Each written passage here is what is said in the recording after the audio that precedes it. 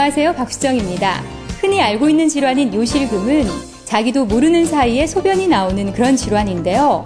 여러분 혹시 변실금에 대해서는 들어보셨나요? 요실금과 비슷한 변실금은 배변이 조절이 되지 않으면서 변이 새어나오는 그런 질환입니다.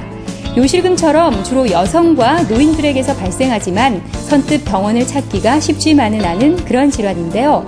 오늘 이 시간에는 말 못할 고민인 변실금에 대한 여러 가지 궁금증을 풀어보도록 하겠습니다. 변이 자기도 모르게 새어나오는 질환 변실금에 대해서 생소해하시는 분들도 많이 계실 텐데요. 이 변실금은 신체적인 불편함을 떠나서 심리적인 위축감이나 우울증 같은 정신적인 문제까지 초래할 수 있기 때문에 꼭 치료가 필요한 그런 질환이라고 합니다. 부끄러운 생각 때문에 병원을 선뜻 찾기도 힘든 그런 질환인데요. 오늘 이 시간에는 변실금의 원인과 치료에 대해서 자세히 살펴보도록 하겠습니다. 도움 말씀 주실 전문의 함께 자리해 주셨습니다. 원장님 안녕하세요. 네, 안녕하십니까. 네, 원장님 우선 변실금에 대해서 알아봐야 할 것 같은데요. 변실금이란 병명을 들어봤을 때는 요실금과 굉장히 비슷한 질환이지 않을까 싶거든요. 변실금 정확하게 어떤 질환입니까? 예, 요실금이 소변을 참지 못하는 것과 같이 변실금도 변이 자기도 모르게 나오거나 변이 나오는 것을 알고는 있으나 참아내지 못하는 상태를 말합니다. 이런 변실금은 방귀를 참지 못할 정도로 가벼운 변실금으로부터 설사나 굳은 대변도 참지 못해 속옷에 변을 묻히는 아주 심각한 상태의 변실금까지 다양하게 있습니다. 그런데 이런 변실금은 정상인에게서도 아주 가끔 장님과 같이 몸 상태가 안 좋다든지 그리고 설사와 같이 변이 좋지 않는 경우 가끔 경험할 수 있지만 이런 변실금이 지속적으로 3개월 이상 계속되는 경우 치료가 필요한 변실금으로 규정하고 있습니다. 네, 그렇군요. 굉장히 불편한 질환인 것 같은데요. 그렇다면 이런 변실금은 왜 생기는 건가요? 예, 변실금의 원인은 아주 다양합니다. 그런데 이 원인은 크게 항문갈작근의 이상으로 생기는 근육성 변실금과 갈작근에 분포하고 있는 신경계의 이상으로 생기는 신경성 변실금으로 나뉘어집니다. 근육성 변실금의 원인으로서는 여성에 있어서 분만과 연관된 합병증으로 인해 항문갈작근이 손상을 받거나 그리고 요즘 치질 수술을 많이 하죠. 이래 치질 수술과 같은 항문 수술 후에 항문갈작근에 손상을 받거나 사고라든지 외상 등으로 인해서 항문갈작근에 문제가 있을 경우 생기는 변실금입니다. 그리고 신경성 변실금은 연세가 많이 드신 분들에게서 주로 생기는데 연세가 많이 드신 분들에서 항문갈작근에 분포하는 신경이 약해져서 항문갈작근이 약해지게 됩니다. 그 외에 뇌졸중과 같은 중추신경의 이상, 그리고 척추 손상과 같은 척추신경의 이상, 또 당뇨와 같은 말초신경의 이상이 있는 경우 신경성 변실금이 많이 생길 수 있습니다. 그 외에 변비와 설사가 있는 경우, 항문과 직장의 선천성 이상이 있는 경우, 또 궤양성 대장염이라든지 크론병과 같은 염증성 장질환이 있는 경우도 변실금이 발생할 수 있습니다. 네, 그런데요. 제 생각에는 이 변을 잘 보지 못하는 변비와 변실금은 상반되는 개념인 것 같거든요. 그런데 앞서 원장님께서 변비와 설사의 경우에 변실금으로 발전할 수 있다라고 말씀을 해주셨어요. 이 변비와 설사가 변실금의 원인이 되는 이유가 있습니까? 예, 아이러니하게도 변비가 변실금의 아주 흔한 원인 중에 하나입니다. 변비가 오래된 만성 변비가 되면 변이 딱딱하고 굳은 변이 많이 나오게 되는데 이 변들이 아주 큰 덩어리를 형성해서 가끔 직장에 모여있게 됩니다. 이 모여있는 큰 덩어리가 나오지 못하는 상태를 분변매복이라고 합니다. 이 상태가 되면 굳고 딱딱하고 큰 덩어리의 변은 나오지 못하고 주위로 물처럼 묽은 변만 나오게 됨으로써 변실금이 발생할 수가 있습니다. 또한 변비가 오래되는 경우에 항상 직장에 변덩어리가 남아있는 경우가 많기 때문에 항문에 하중을 많이 주게 됩니다. 그래서 항문갈작근이 약해지는 경우가 많고요. 또 변비가 있는 경우에 변을 오랫동안 보고 힘을 많이 주게 됩니다. 그래서 골반 근육에 항상 많은 힘을 받게 됩니다. 그렇게 되면 항문관략근에 분포하는 음부신경이라고 있는데 이 신경이 늘어나면서 손상을 받는 경우가 많습니다. 그래서 변실금이 더욱더 악화될 수가 있습니다. 이와 반면에 설사와 같은 액체변은 고용변보다 직장에 모여있기도 힘들고 또 참아내기도 힘들기 때문에 당연히 변실금이 많아진다고 할 수 있습니다. 네, 그렇군요. 올바른 배변 습관이 잘 이루어지지 않으면 나쁜 결과를 초래할 수가 있겠어요. 특히 변실금 같은 경우에도 마찬가지일 것 같고요. 그럼 변실금의 빈도와 잘 생기는 위험인자는 누구인지 궁금합니다. 예, 변실금의 경우는 남성보다는 여성에서 그리고 젊은 층에서보다는 연령이 많으신 노인분들에서 많이 생깁니다. 아직 변실금은 환자들이 감추고 싶은 병이기 때문에 정확한 빈도는 밝혀진 바가 없지만 대략 성인 남녀의 2.2% 정도에서 발생한다고 보고되고 있습니다. 그리고 여성의 경우는 분만과 더불어 여러 항문관략근의 문제가 나타날 수도 있기 때문에 남성보다는 3, 4배 정도 많이 발생하고 노인분들의 경우는 15%까지 그 발생률이 증가한다는 보고도 있습니다. 그리고 당뇨나 다발성 경화증처럼 신경손상이 동반되어 있거나 알츠하이머병과 같이 치매 후기 증상으로 나타날 수도 있고 또 어떤 경우 거동이 불편하신 분들의 경우는 제때 화장실에 갈 수 없게 됩니다. 그럼으로써 변실금이 또한 나타날 수 있습니다. 네, 그렇습니다. 변실금에 대해서 자세히 살펴보고 있는데요. 시청자 여러분들은 변실금에 대해서 어떤 점을 궁금해하고 계신지 들어보도록 하겠습니다. 치질이 있을 경우에 속옷에 변을 묻히는 변실금도 자주 발생한다는데 정말입니까? 대장암이나 직장암 그리고 항문암이 있을 때도 변실금이 발생할 수 있다는데 사실인가요? 네, 첫 번째 시청자분은요, 치질이 있는 경우에 변실금이 생길 수 있는가를 궁금해 하셨거든요. 치질과 변실금과의 관계 어떻습니까? 예, 치질이 있으면 변실금이 발생할 수도 있습니다. 치질 초기에는 물론 변실금이 발생하지 않습니다. 그러나 치질이 항문 밖으로 일부 빠지게 되면 치질 때문에 변이 잘 닦이지 않는 상태가 됩니다. 이렇게 되면 변이 팬티에 묻는 변실금이 발생할 수도 있습니다. 그리고 치질이 심해져 타랑된 상태까지 되면 항문관략근이 늘어나 느슨하게 됩니다. 이렇게 되면 변실금도 더욱더 심해지니 주의하시는 것이 좋습니다.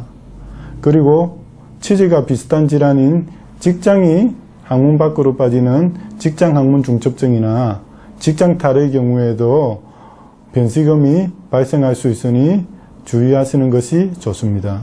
네, 그렇군요. 두 번째 시청자분은요, 대장암이나 직장암 그리고 항문암이 있는 경우에 변실금이 생길 수 있는지 궁금해 하셨어요. 어떻습니까? 예, 사실입니다. 대장암이나 직장암, 항문암이 항문관략근을 직접 침범한다든지 그렇지 않고 그 분포하는 신경에 침범하는 경우에 변실금을 발생할 수도 있습니다.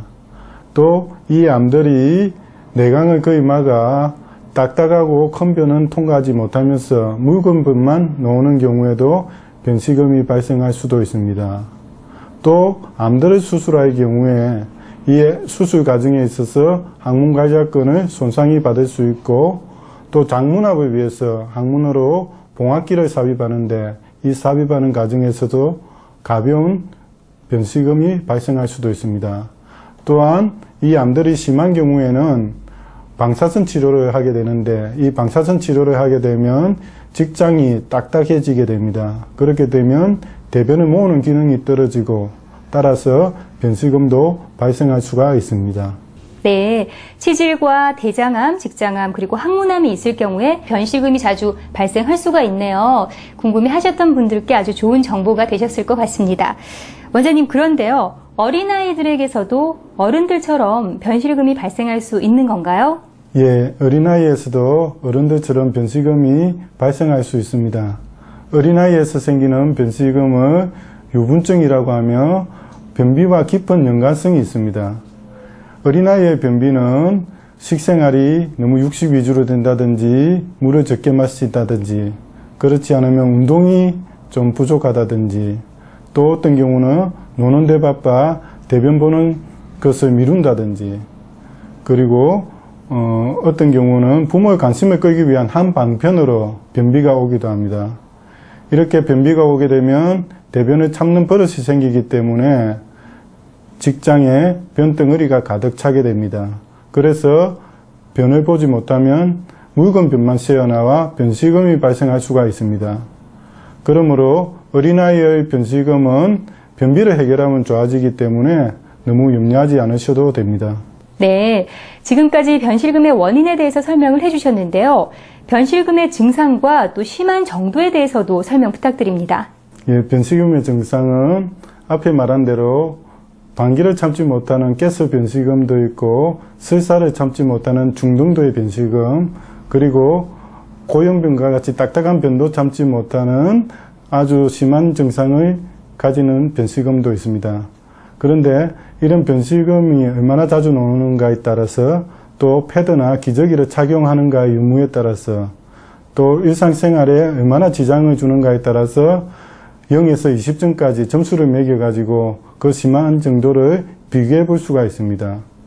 그리고 변실금은 크게 변을 참지 못하는 경우도 있고 변이 나오는 것을 알지 못하는 경우도 있습니다. 참지 못하는 경우는 근육이 안 좋은 경우가 많고 그리고 자기도 모르게 나오는 경우는 신경이 안 좋은 경우, 신경성 변실금이나 그렇지 않으면 노인분들에서 또 직장이 밖으로 빠진 직장 탈출증 환자에서 많이 발생하게 됩니다. 네, 그렇군요. 이 같은 변실금이 악화되거나 또는 방치됐을 경우에는 어떻게 되는지 궁금한데요. 설명 부탁드립니다. 예, 변실금은 어린아이들 경우처럼 가끔 속옷에 변을 찌르는 경우는 아주 간단한 문제일 수가 있지만 어른들처럼 변을 조절하는 능력이 사라지면 심각한 삶의 질의 문제를 초래하게 됩니다. 어떤 사람의 경우는 자신의 몸에서 변 냄새가 난다고 사람들이 많이 모여 있는 곳에 나가지 않는 분도 계시고 어떤 불안증, 강박관념증, 그리고 의욕감소, 스트레스, 우울증까지 오는 정신적인 문제도 초래하게 됩니다. 또한 변을 조절하지 못하는 경우 항문 피부에 자극을 줄 수 있고 그리고 항문이 가려운 항문 소양증도 생길 수가 있고 어떤 경우에는 질이라든지 요도의 염증까지 초래할 수 있습니다. 네, 원인에 따른 정확한 치료가 무엇보다 중요할 것 같다는 생각이 드는데요. 치료에 앞서서 진단을 해봐야 하잖아요. 어떤 진단법들이 있습니까? 예, 변실금의 원인이 다양하기 때문에 여러 변실금 검사를 통해서 이 원인들을 정확히 진단한 후 치료하는 것이 필수적입니다.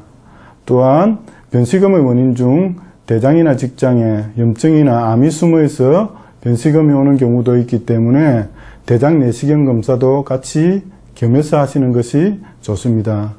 먼저 항문 초음파 검사는 그 항문 초음파 소식자를 환자의 항문 내에 삽입한 후 이 소식자가 360도 돌면서 항문 관략근에 문제가 있는지 없는지를 검사하는 검사법입니다.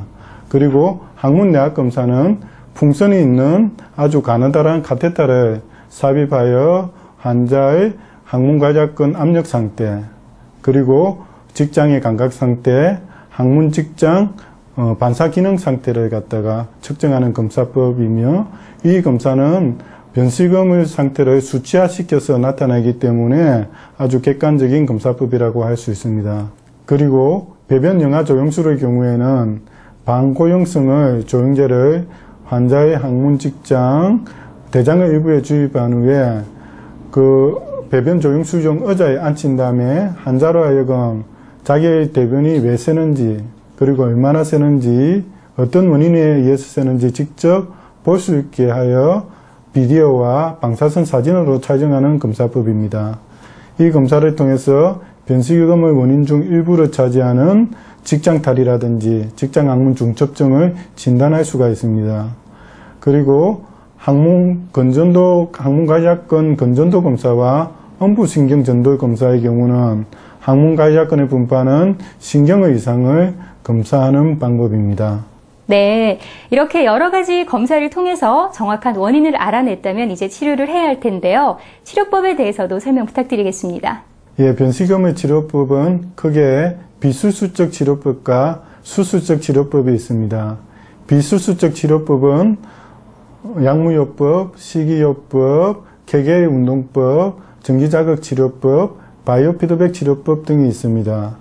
약물 치료의 경우 환자가 설사를 할 때 변실금이 나타났다가 고형변, 즉 딱딱한 변을 볼 때 변실금이 나타나지 않는다면 지사제와 같은 약물을 통해서 설사를 고형변으로 바꾸게 되면 변실금 증상이 좋아집니다. 그리고 변비와 함께 변실금이 같이 나타나는 경우는 변비를 완화시키기 위해서 섬유질이 풍부한 팽창성 하제라든지 변을 부드럽게 하는 변연화제를 사용하게 되면 변비가 완화되면서 대변을 깨끗이 보게 되고 그 결과 변실금도 좋아집니다. 이런 약무요법과 함께 과일과 채소와 같은 섬유질이 풍부한 음식을 먹는 식이요법을 덧붙이고 그리고 환자의 항문만을 조이는 즉 배라든지 엉덩이 근육을 사용하지 않고 항문을 조이는 개개 운동법을 하루에 3-40회 정도 그리고 한 번에 15초 정도 하면 변실금에 많은 도움을 받을 수가 있습니다. 또한 환자의 항문 내에 조그만 콕질을 삽입하여 전기자극을 하는 전기자극 치료법의 경우에도 환자의 감각기능도 증강시키고 그리고 가이작근 수축작용도 같이 함으로 해서 변실금 치료에 도움을 받을 수가 있습니다. 네, 그렇군요.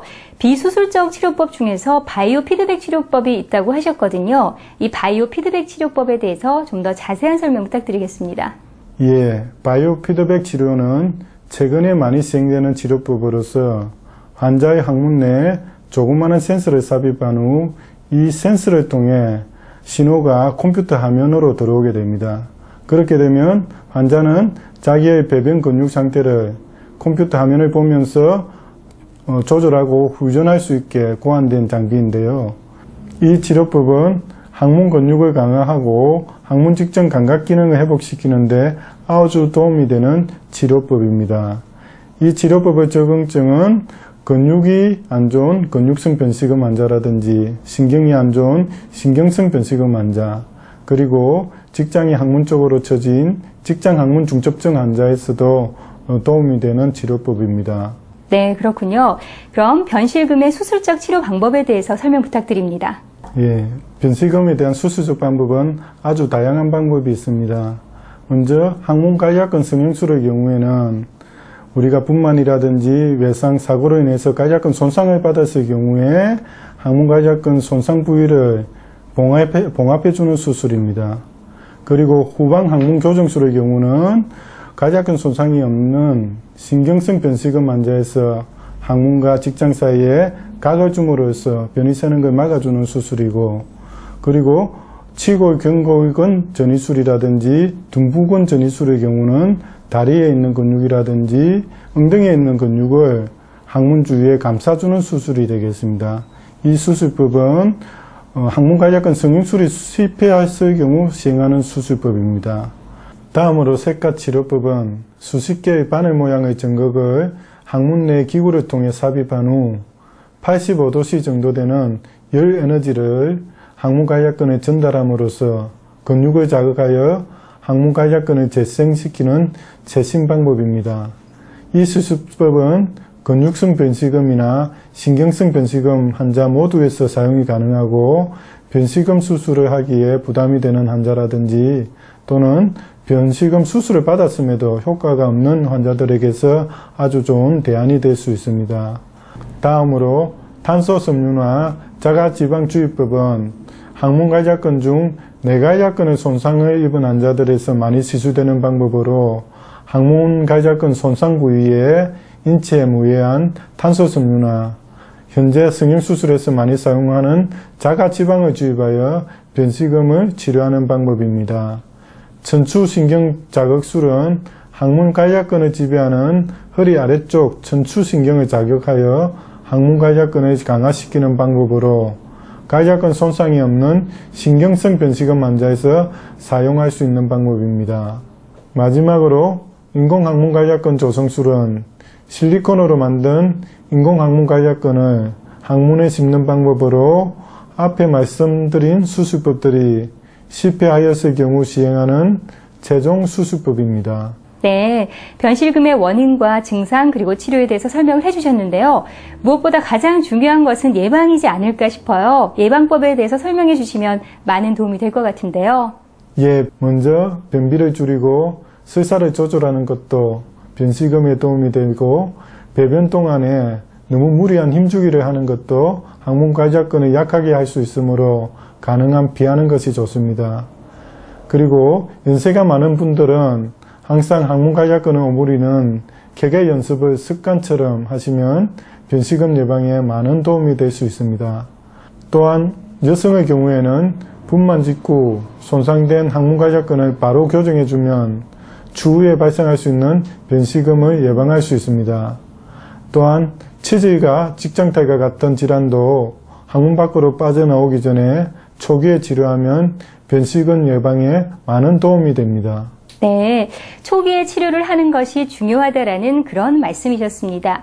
끝으로 시청자 여러분들께 도움이 될 수 있는 당부의 말씀 있으시면 부탁드리겠습니다. 예, 변실금 환자들은 아직까지 소변을 못 참는 요실금 환자들과는 다르게 질병에 대한 수치심으로 인해 자신의 고통을 가까운 사람이나 주위 의사에게 말하기를 꺼려하여 적절한 치료가 늦어지는 경향이 있습니다. 그러다 보면 경미한 변실금도 아주 심각한 상태의 변실금으로 변하게 됩니다. 그러므로 여러분 주위에 혹은 본인 자신이 변실금이 있다면 주저하지 마시고 가까운 병원을 방문하여 변실금을 조기에 치료하시면 상쾌한 생활을 하실 수 있을 것으로 생각합니다. 네, 지금까지 도움 말씀 고맙습니다. 예, 감사합니다. 변실금의 치료를 위해서는 설사를 예방하고 규칙적인 배변 습관을 가지는 것이 중요한데요.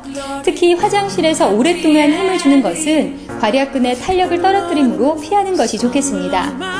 사실 변실금은 타인에게 알리기 꺼려지는 질환이긴 하지만 부끄러움보다는 적극적으로 치료에 임하시는 것이 중요한데요. 건강은 그 누구도 살뜰히 챙겨주지 못한다는 거 잊지 마시고 전문병원 찾으셔서 상쾌한 생활 하시길 바라겠습니다.